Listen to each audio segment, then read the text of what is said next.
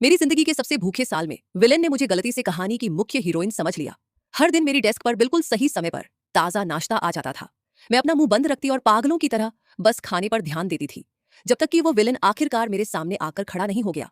तो तुम ही हो जो मेरा सारा नाश्ता खा रही हो है? क्या मैं क्या मैं इसे अभी भी खा सकती हूँ? खा लो खा लो। हंसी की बात तो ये थी कि कहानी के असली हीरो और हीरोइन पहले ही एक दूसरे के करीब आ चुके थे। तभी जाकर इस विलेन को समझ आया कि वह इतने दिनों से गलत डेस्क पर नाश्ता रख रहा था।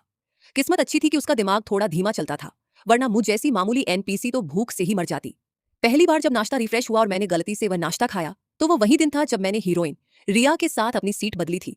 मुझे इतनी भूख लगी थी कि क्या बताऊं।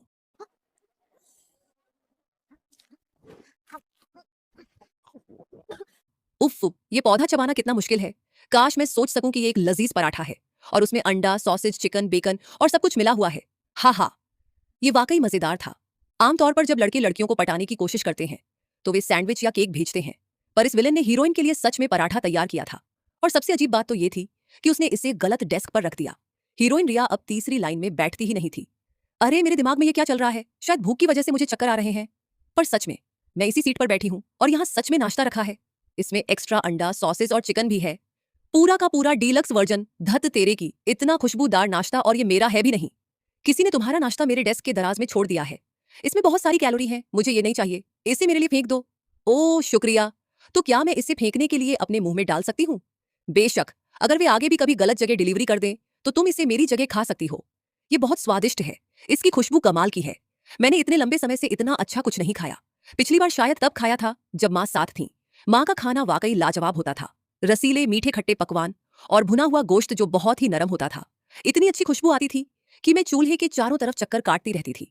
मुझे ऐसा देखकर माँ हंस पड़ती, मेरी पीठ थपथपाती और कहती, अच्छी बच्ची बनो, हम खाना खाने से पहले पापा के घर आने का इंतजार करेंगे।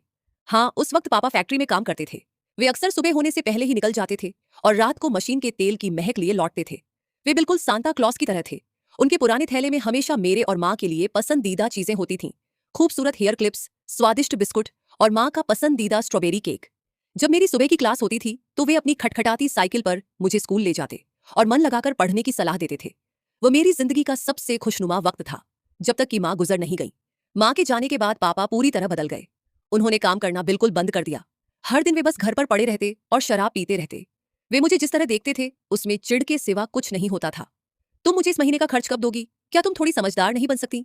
तुम कॉलेज में आ चुकी हो। पड़ोस का बच्चा तो मिडिल स्कूल के बाद ही काम पर लग गया था। इस घर में कोई पैसा नहीं बचा है।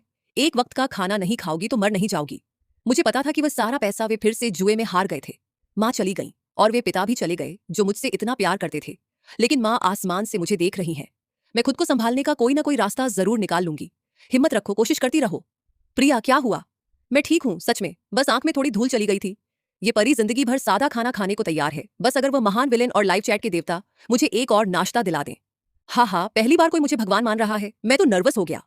ये एनपीसी जिस तरह मन्नत मांग रही है, कितनी प्यारी है, बिल्कुल एक छोटी बिल्ली की तरह। मेरा मन कर रहा है इसे गोद ले लूं।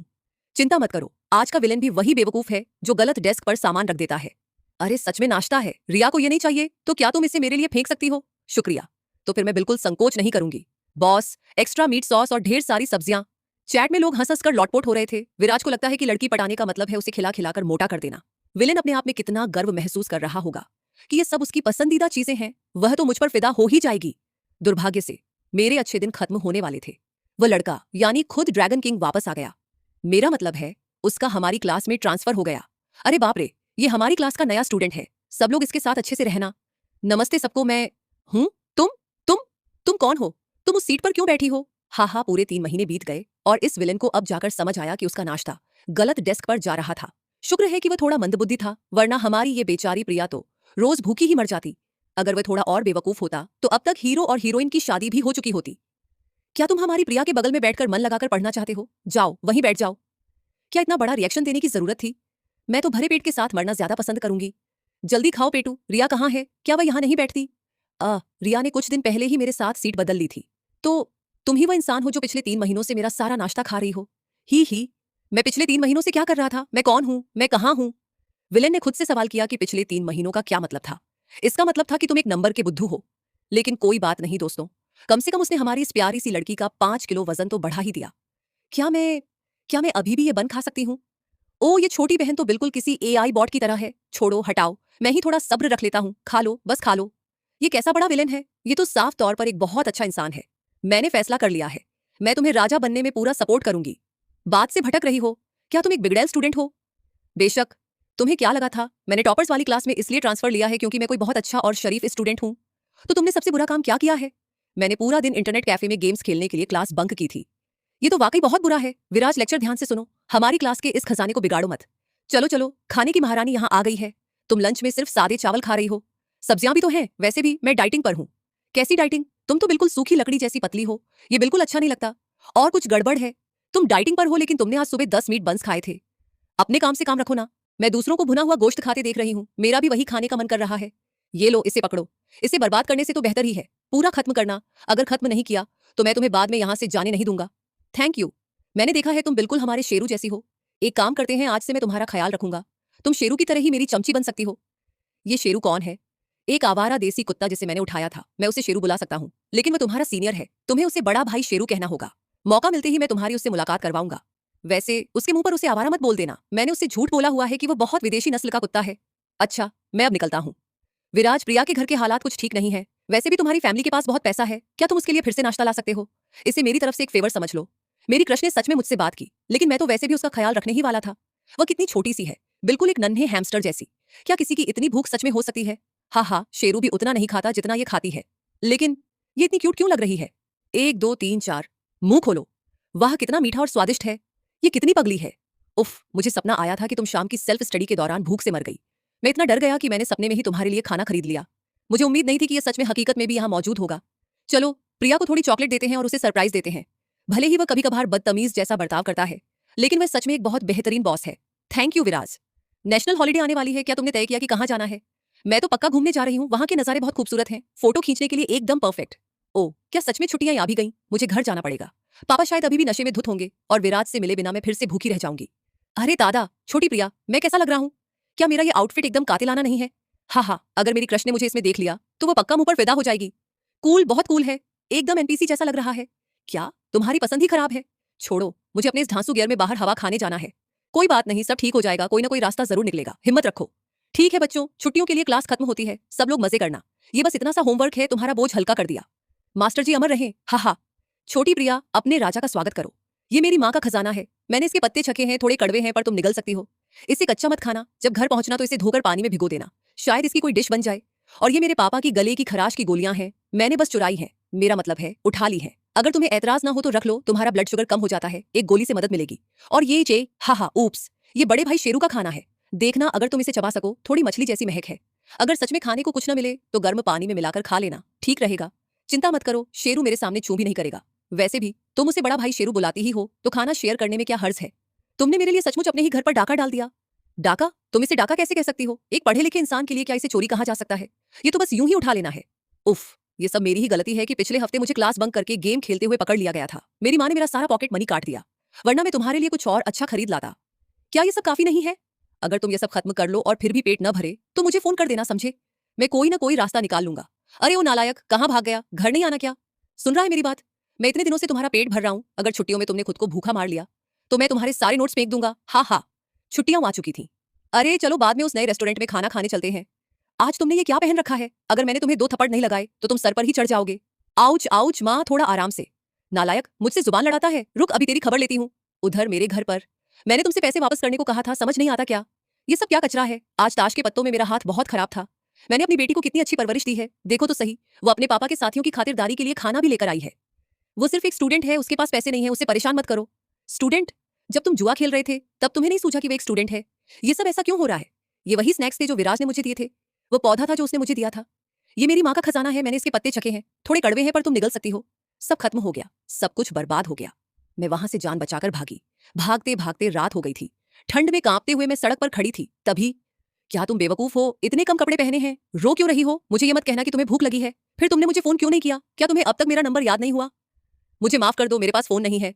ठीक है, मैं जानता हूँ तुम बहुत अच्छी और संस्कारी स्टूडेंट हो, फोन इस्तेमाल नहीं करती। चलो, तुम्हारा ये बॉस तुम्हें लेट नाइट स्नैक्स खिलाने ले जा रहा है। कितने बन खाओगी? 2 काफी है प्लीज।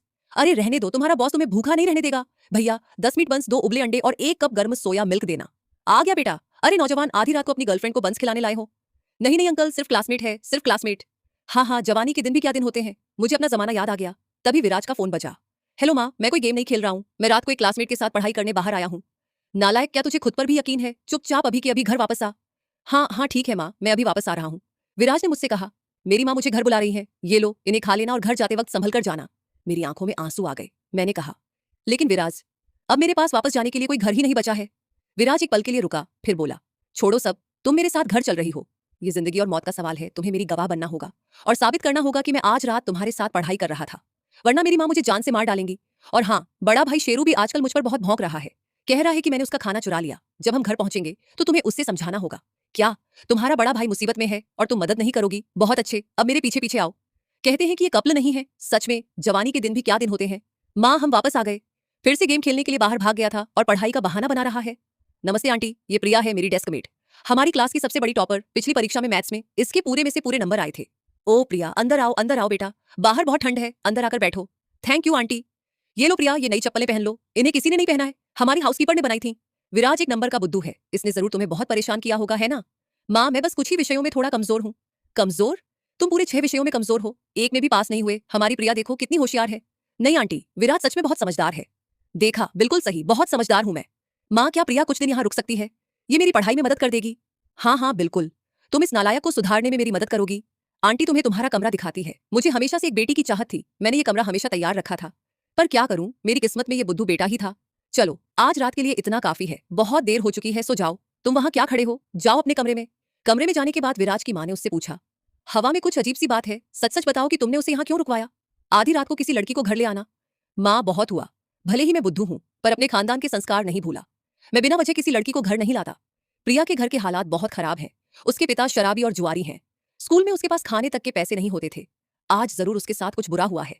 माँ, मैं सोच रहा था कि वह कुछ दिन यहाँ रह ले। वैसे भी वह क्लास में नंबर 1 है, बहुत अच्छा पढ़ती है। वो मुझे पढ़ाएगी तो मैं भी टॉप कर जाऊंगा। ओ बेचारी बच्ची, कितनी प्यारी है। ठीक है, कल मैं उसे बाहर ले जाकर कुछ शॉपिंग कराऊंगी। और हाँ, खुद से झूठ बोलना बंद करो, तुम और पढ़ाई। जाओ सो जाओ।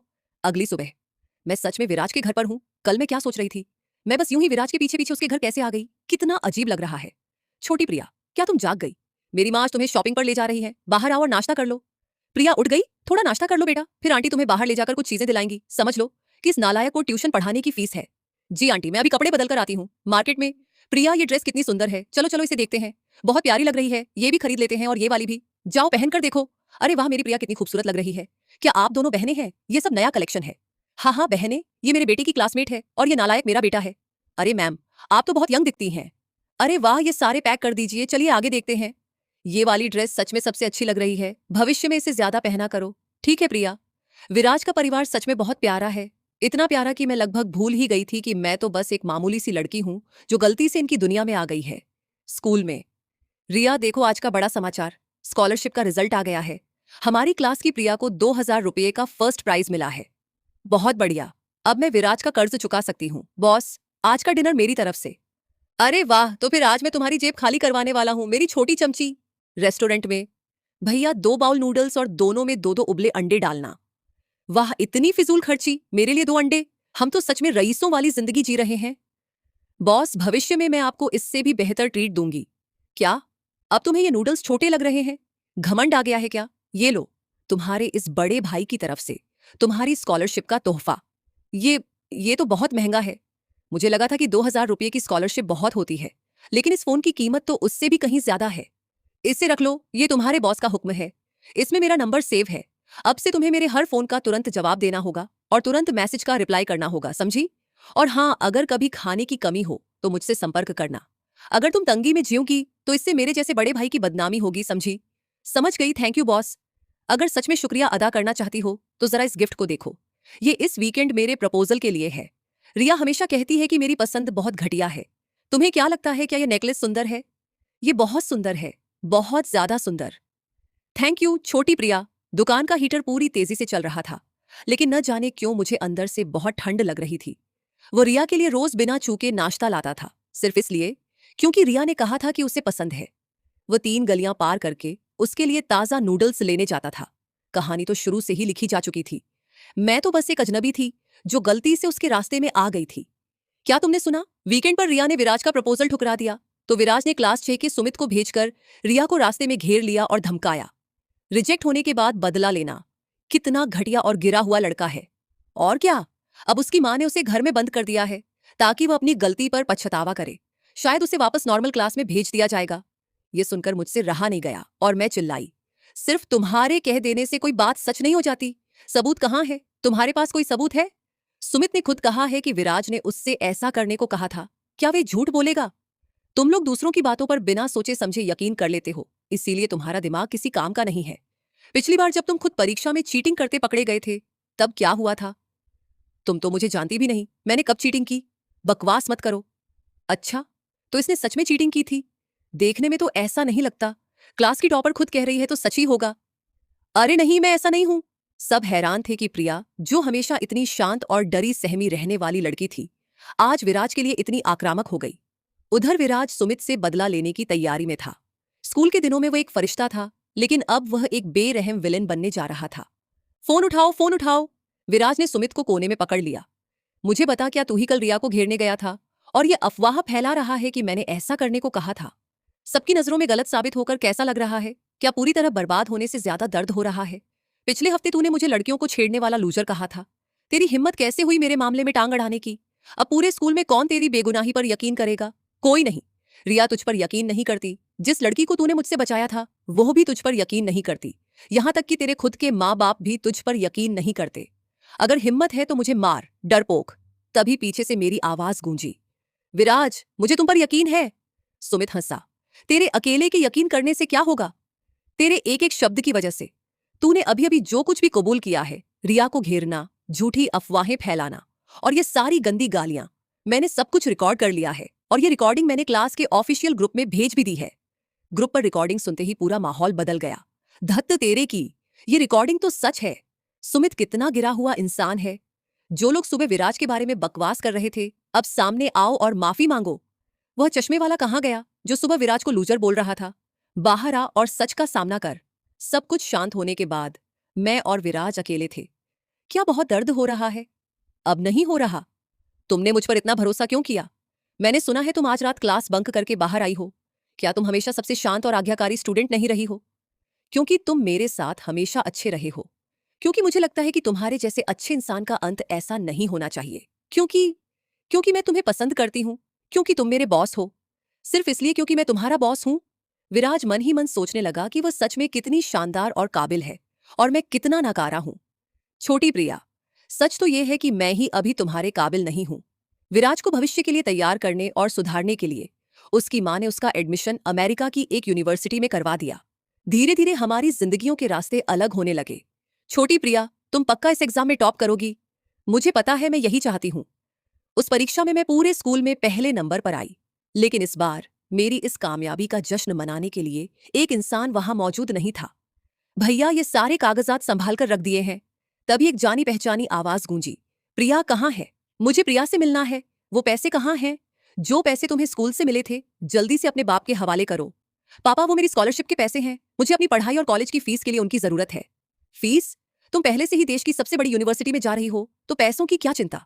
यहां तुम्हारे बूढ़े बाप की जान दांव पर लगी है। प्रिया, उन गुंडों ने कहा है कि अगर मैंने आज रात तक पैसे नहीं दिए तो वे मुझे मार मार कर अपाहिज बना देंगे। क्या तुम अपने बाप को अपाहिज होते देखना चाहती हो? पापा, आपने पिछली बार भी यही कहा था। बेटा प्लीज मान जाओ, वरना मैं बर्बाद हो जाऊंगा। पापा, उस वक्त मैं 2 दिनों तक भूखी रही थी। क्या तब आपने मुझे खाने के लिए 1 रुपया भी दिया था? अगर मेरे क्लासमेट ने मुझ पर तरस न खाया होता तो मेरे पास खाने को कुछ नहीं होता। पापा, आपने मां से वादा किया था कि आप मेरा पूरा ख्याल रखेंगे। क्या आप ऐसे मेरा ख्याल रख रहे हैं? मेरे पापा की आंखें झुक गईं। मैंने तुम्हारी मां का भरोसा तोड़ा है। प्रिया, तुम भविष्य में खूब मन लगाकर पढ़ना, ठीक है? तुम्हारा ये पिता मेहनत करेगा और तुम्हारा ख्याल रखेगा। जब तुम दिल्ली की यूनिवर्सिटी पहुंचोगी तो मैं वहीं तुम्हारे कॉलेज में गार्ड की नौकरी कर लूंगा। पापा, अगर आपके सीने में अभी भी दिल है तो मेरे साथ पुलिस स्टेशन चलिए। जाकर उस सारे जुए और कर्ज के झंझट को कानूनी तौर पर खत्म कीजिए। मैं आपके साथ उस बर्बादी के रास्ते पर और आगे नहीं चल सकती। बेटी, मुझे माफ कर दो। मैं खुद को बदलूंगा, मैं पूरी तरह सुधर जाऊंगा। मेरी बच्ची, डरो मत बेटा, अपने पैसे संभाल कर रखो और मन लगाकर पढ़ो। आगे कभी कोई परेशानी हो तो मुझे बताना, ठीक है? थैंक यू भैया। भैया, एक बाउल नूडल्स देना, थोड़ी मिर्च डालना। नहीं, मिर्च मत डालना। तभी एक आवाज आई, मेरे लिए भी एक बाउल बना देना। मैंने सिर उठाकर देखा तो मेरी आंखें फटी की फटी रह गईं। छोटी प्रिया, तुमने बहुत बहुत अच्छा काम किया है। खुद को बिल्कुल दोष मत दो। विराज, तुम तो अमेरिका में थे ना? तुम यहां वापस कैसे आ गए? मुझे डर था कि ये बात तुम्हें कहने के लिए यहाँ कोई नहीं होगा, इसलिए मैं खुद तुम्हें ये बताने वापस आया हूँ। सब ठीक है प्रिया, मैं यहाँ हूँ, मैं हमेशा तुम्हारे साथ हूँ। जो भी दर्द है रोकर बाहर निकाल दो। उस दिन के बाद विराज और मेरा संपर्क पूरी तरह टूट गया। मेरी जिंदगी से वे जादुई चैट्स भी गायब हो गईं। समय बीतता गया, मैं दिल्ली की टॉप यूनिवर्सिटी में पढ़ाई करने लगी। प्रिया, तुम इतनी बिजी क्यों रहती हो? तुम तो अब नजर ही नहीं आती। अरे क्या मुझे मन लगाकर पढ़ना नहीं चाहिए? लेकिन तुम तो लट्टू की तरह घूमती रहती हो, या तो क्लास में भाग रही होती हो या लाइब्रेरी में बंद रहती हो, और जो थोड़ा वक्त मिलता है उसमें पार्ट टाइम जॉब करती हो। वैसे मैंने देखा कि तुमने वीडियो पोस्ट करने के लिए एक सोशल मीडिया अकाउंट बनाया है। प्रिया, क्या तुम उस पपी वाले प्रोफाइल वाले लड़के को जानती हो? वो तुम्हारी हर वीडियो पर सबसे पहला कमेंट करता है।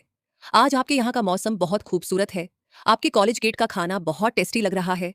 मैं उसे पर्सनली नहीं जानती, पर उसने बताया कि वह हमारी यूनिवर्सिटी के मास्टर्स एंट्रेंस की तैयारी कर रहा है, शायद भविष्य में हमारा जूनियर बन जाए। कुछ महीनों बाद मुझे उसी अकाउंट से मैसेज आया, सीनियर, मेरा दिल्ली वाले कॉलेज में एडमिशन हो गया है। अरे वाह, बहुत बधाई। जब कॉलेज शुरू होगा तो मेरी तरफ से ट्रीट जगह तुम चुनना। उस दिन मैं तय किए गए रेस्टोरेंट में पहुंची। छोटी प्रिया, इंतजार कराने के लिए माफी चाहता हूँ। विराज मेरे सामने खड़ा था। अगर तुम दिल्ली आ रहे थे तो तुमने मुझे पहले क्यों नहीं बताया? अगर मेरा एडमिशन नहीं होता तो कितनी बेइज्जती होती। मैं उस इंसान के सामने अपनी इज्जत नहीं गंवाना चाहता था जिसे मैं पसंद करता हूँ। फिर उस वक्त रिया का क्या चक्कर था? उस वक्त मैं सच में उसे प्रपोज नहीं कर रहा था। एक बार उसने अकेले में मुझसे कहा था कि वे मुझ पर एक फेवर उधार रखती है। उसने मुझसे तुम्हारे लिए नाश्ता लाने को कहा था। उस दिन मैं सब कुछ साफ करना चाहता था। मैं रिया की वजह से तुम्हारे साथ अच्छा नहीं बनना चाहता था, बल्कि इसलिए क्योंकि मैं तुम्हें पसंद करता था। मैं खुद तुम्हारी परवाह करना चाहता था। वो नेकलेस भी असल में तुम्हारे लिए ही था। लेकिन बाद में उस हंगामे के दौरान जिस तरह तुमने मुझ पर अटूट भरोसा दिखाया, तुम इतनी समझदार और इतनी बेहतरीन थी कि मुझे लगा मैं तुम्हारे लायक ही नहीं हूं। मुझे समझ आ गया कि मुझे कड़ी मेहनत करनी होगी, दिल्ली आना होगा और एक बेहतर इंसान बनना होगा। सिर्फ तभी मैं तुम्हें प्रपोज कर सकता था। और अब मैं यहां हूं। क्या अब मैं तुम्हें प्रपोज कर सकता हूं प्रिया? मैंने मुस्कुराते हुए कहा, यह इस बात पर निर्भर करेगा कि आगे तुम्हारा बर्ताव कैसा रहता है। अरे वाह, ये दोनों साथ में कितने प्यारे लग रहे हैं। प्रिया, मैंने तुम्हारी पिछली वीडियो में तुम्हें किसी लड़के के साथ डिनर करते देखा था। हाँ हाँ, मैंने अभी तक हाँ भी नहीं कहा और तुम्हें जलन होने लगी। वो मेरा कजन था। लो भैया, आपके नूडल्स तैयार हैं। मैं मन ही मन मुस्कुराई। अब से मैं तुम्हारे हर काम पर नजर रखूंगी, मेरे बिगड़े हुए बॉस। अगर आप वीडियो में यहां तक बने हुए हैं तो उम्मीद है आपको ये कहानी पसंद आई होगी। वीडियो को एक लाइक जरूर करें और चैनल पर नए हैं तो सब्सक्राइब करना बिल्कुल मत भूलिएगा। आपको ये कहानी कैसी लगी मुझे कमेंट करके अपना फीडबैक जरूर दें, और ये भी बताएं कि अगली कहानी आप किस टॉपिक पर देखना चाहते हैं। आपके कमेंट्स मुझे अगला वीडियो आपकी पसंद के हिसाब से बनाने में बहुत मदद करते हैं। मिलते हैं अगली शानदार कहानी के साथ, तब तक के लिए अपना ख्याल रखें।